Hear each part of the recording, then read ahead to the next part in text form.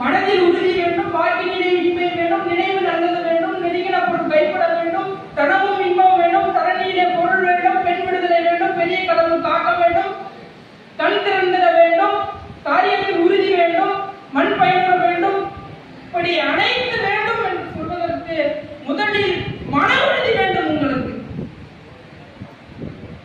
Thomas Alva Edison நினைத்திருந்தால் 99 முறை முயற்சி செய்த பிறகு முடியவில்லை என்று நினைத்திருந்தால் இன்றைக்கு நாம் மின்விளக்கை பார்த்திருக்க முடியுமா? நிச்சயமாக முடியாது. நீங்கள் கைவிடாதீர்கள். உங்களுக்கான ஒரு லட்சிய பாதை